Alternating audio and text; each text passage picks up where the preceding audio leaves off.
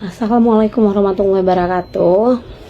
Hmm, ada kaitan dengan berita ini. Saya mau menginfokan kemarin itu hari Senin,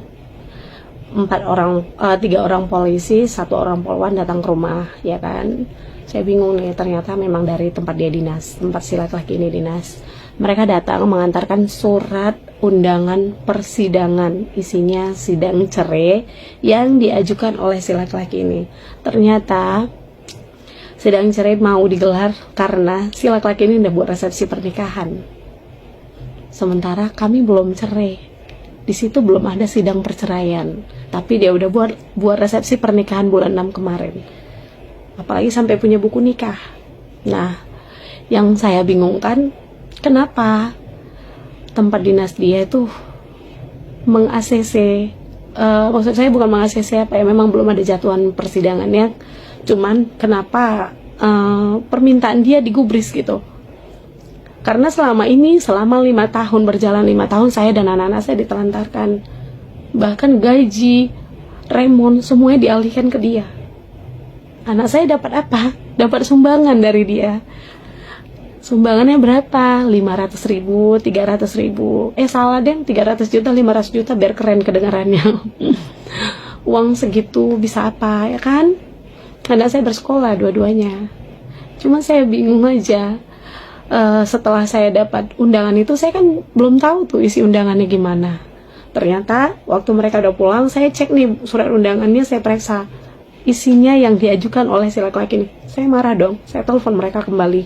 Saya marah-marah. Sementara selama ini apapun laporan saya, proses tindak lanjutnya belum ada. Kenapa tiba-tiba si laki-laki ini minta perceraian, mau kalian proses?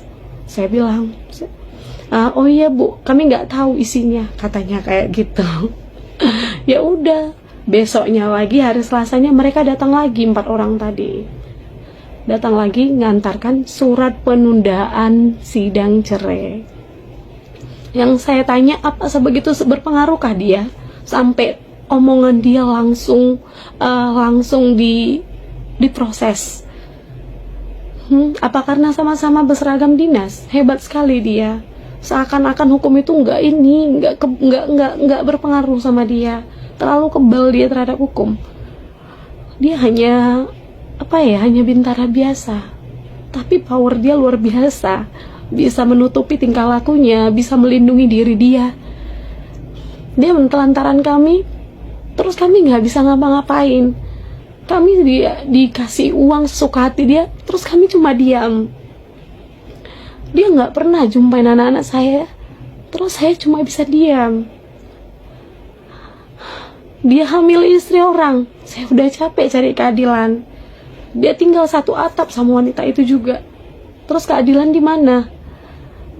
Nah, sekarang dia mengadakan resepsi pernikahan, memakai pakaian dinas, sementara saya masih terdaftar sebagai istrinya, apalagi sidang cerai ditunda. Tambah lagi dia bisa punya buku nikah. Buku nikah sama saya masih ada. Kan hebat. Ada apa ini sebenarnya?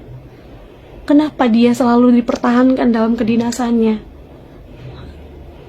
Apa memang apa memang harus seperti ini? Kode etik itu emang gak ada sebenarnya. Kode etik kepolisian yang saya tahu sebagai masyarakat biasa, orang awam. Karena saya taunya enaklah kata orang punya suami polisi, kalau suaminya nanti bertingkah tinggal laporkan dipecat. Itu kata apa? Kata-kata orang umum, orang-orang awam seperti kami. Tapi yang saya jalani setelah saya tertimpa musibah ini nggak seperti ekspektasi itu. Semuanya nggak sesuai. Bahkan perjanjian apapun di atas materai tidak terrealisasi dan dia tetap aman. Terus harus gimana? Harus spiral-spiralnya baru ditangani. Ini udah nggak wajar. Dia pakai pakaian dinas, dia punya buku nikah. Dia telantarkan anak saya. Dia hamili istri orang, udah terlalu banyak. Jadi kenapa? Bahkan dia yang ngelapor dikit aja tentang akun TikTok saya harus digubris gitu. Kenapa harus omongan dia ini selalu mau diproses, sementara saya yang udah menjadi korban bertahun-tahun, yang cari makan, nafkahi kedua anak saya. Kadang saya capek sebenarnya, cuman saya juga harus berjuang karena anak saya itu adalah tanggung jawab saya. Kalau saya lepas tangan begitu aja, di mana pertanggungjawaban saya sebagai orang tuanya? Saya cuma mohon